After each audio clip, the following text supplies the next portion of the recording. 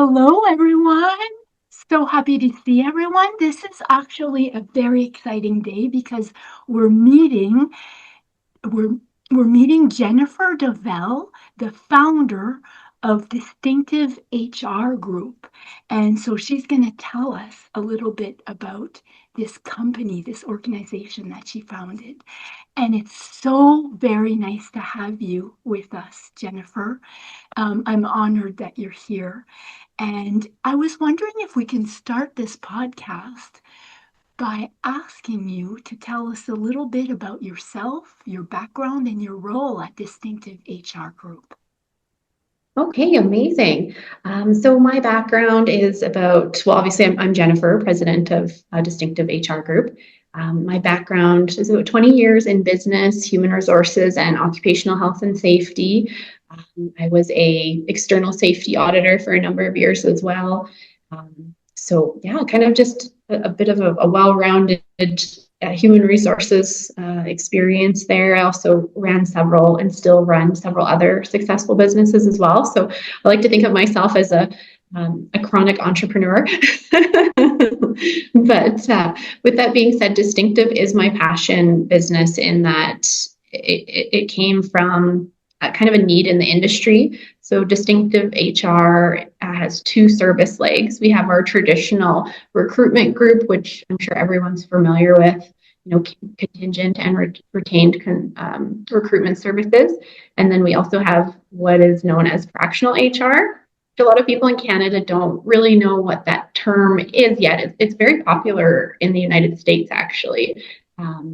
So fractional HR and recruitment process outsourcing. So for us, that's our second service offering. And with that, we have kind of packaged everything together for client offerings for support in safety, recruitment, and human resources support. And we tend to focus on a demographic of about companies with about 0 to 200 staff. And we essentially, replace in a lot of ways the overhead burden of a full-time HR staff member and saving our clients, in many cases, about $30,000 to $60,000 a year with our offering. So it's quite powerful. It's really taken off. We've been in business 5 years, and it's very, very popular service offering. Of the two offerings I mentioned, the fractional HR is definitely the most popular offering in our business today. And that's kind of a little bit about me. I could probably go on and on about some of the other businesses, but I know I'm here specifically to talk about Distinctive. And it's just an amazing group of women that I have at my company. And we really create a lot of value within organizations. In fact, we have 100% renewal rate. So all of our clients that come on board with us renew 100% of the time. So really proud of that figure. It shows that we are providing intrinsic value, which I'm really proud of, and I'm proud of my team. So thank you so much for having me here today. That's amazing, and congratulations. Wow, Yeah. brilliant. I was wondering, I know you've talked a lot about Distinctive HR Group, but I was Yeah. wondering if you can tell us a little bit about its values and mission. Yeah. Our mission obviously is to be Canada's leading service provider in fractional human resources support services in a boutique environment. So we still want to maintain that very custom, hands-on, premium feel with our clients. So that would be some of our values. With that being very value-orientated, very results-orientated, and team-focused. Mm-hmm. Hey, great. And is there a difference between, I know you talked about the different legs of Yes. Distinctive HR Group. Mm-hmm. Is there a specific product that you offer other than what you've described, or is it pretty much what you've described? I would say it would be usually within the two legs of the service offering. So recruitment or fractional HR. And fractional HR is sometimes a little bit hard to describe in that it can pivot into so many realms. So obviously I've had several clients that want more of a safety focus. We're building out safety programs, and they tend to spend the majority of their time in that realm with us. And then I have other clients who want to focus more on recruitment process outsourcing, which is essentially outsourcing all of their recruitment processes and strategic functions and talent acquisition, and that's their core focus.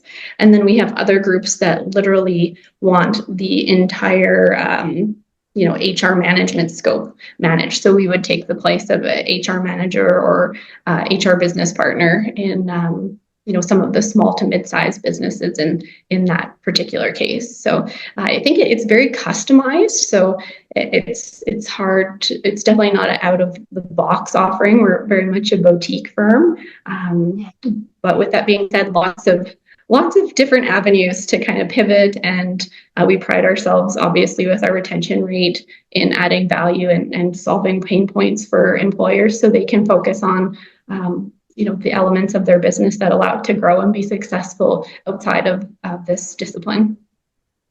Sounds great. Yeah. Can you tell our listeners a story of an example that you don't have to say the name of the company or anything, but maybe an example of a client, just to give them an idea of the value you provide?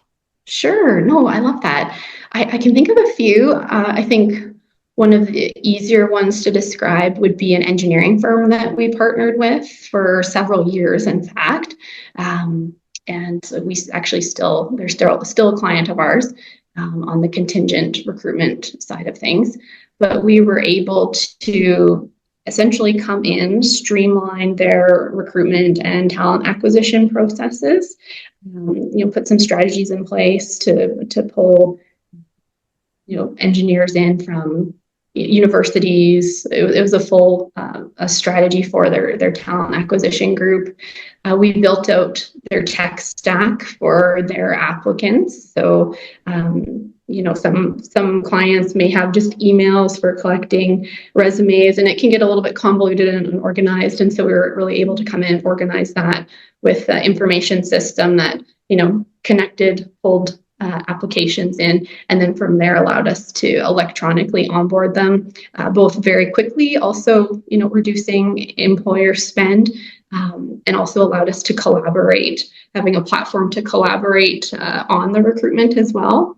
The biggest savings, I would say, was prior to us. I think they were using contingent firms for a large portion of their recruitment.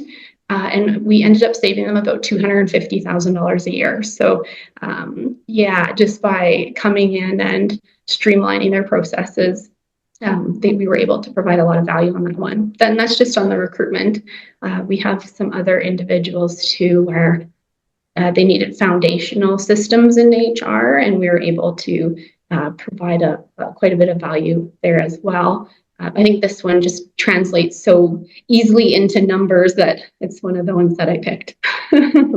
That is an excellent story. It pretty much displays also the customization of your company to exactly what they need. So the strategy is pretty customized in the sense that it's for a specific goal, right? So that's great.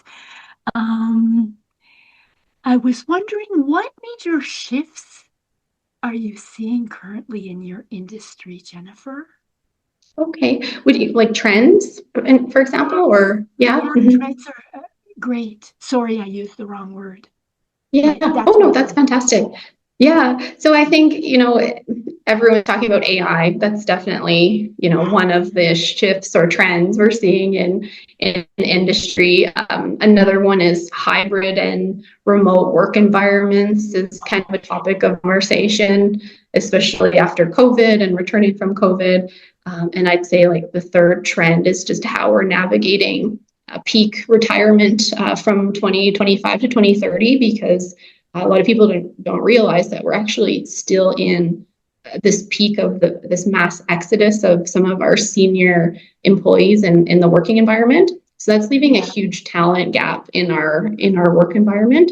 And so kind of navigating strategies around those. So I would say those are, for me, the top three trends that I think are percolating in people's minds of what strategies and what makes sense. AI in particular in recruitment is a big topic of conversation.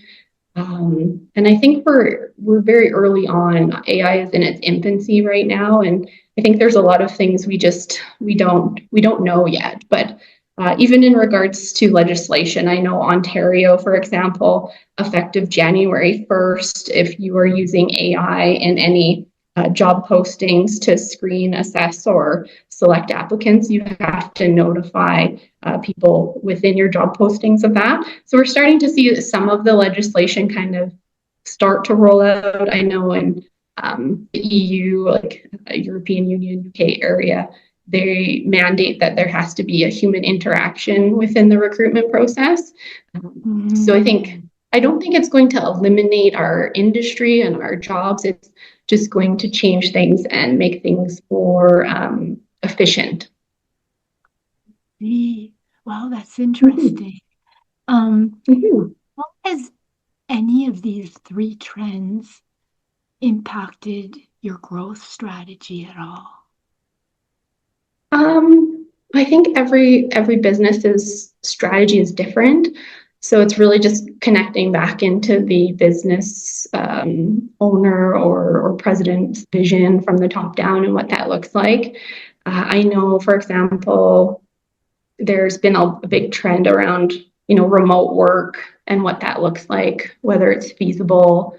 Um, there's a lot of ripple effects in legislation that come from that. So, for example, workers' compensation claims. So, when you're working from home, what does that look like? Because it's not a workspace that we can ensure is safe for workers. Yet employers, bear the liability of that. And so, what does that look like? So, there are some conversations around that happening right now about even making home work places exempt.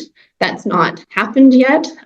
It would maybe be ideal because I think that would encourage more employers to accept remote work and hybrid work within their workplaces, having that barrier removed from a legal standpoint or claim management standpoint.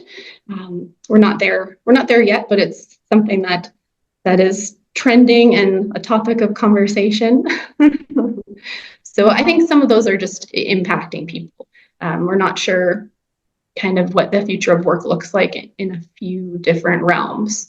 Did I answer your question? Yeah, you did. Yeah. It seems more uncertain than anything, right, at this point. So, Yeah, it is a little bit in some spaces. yeah, with that in mind, where do you see distinctive HR group in 6 months to a year from now? Yeah, so we're growing substantially. So one of the other trends is the fractional work trend. Oh, yes. With the mass exodus of workers and top talent, it's harder to have specialists in fields. We're seeing fractional work exploding in areas of CFOs, CHROs in finance and HR, and COOs. All of these are fractional disciplines that we've seen grow substantially, and I think they're kind of symptomatic in a way with the environment, and we're a great solution. Mhm. Mm-hmm. Brilliant. Will it change the way you offer your products, you think, or not necessarily? Um, Right now, I don't foresee anything changing in the near term. I mean, obviously, with a lot of unknown legislation and things like that, it's too early to say. But right now, I think we're pretty consistent with our service offerings. They're very well received. I don't really anticipate any, further changes for the most part. Yeah. Okay, sounds good. Well, I'd like to take this opportunity to thank you for being here and for Oh, you're so telling our welcome. listeners about Distinctive HR Group and Amazing. basically highlighting its product and its value into the collective, for the collective.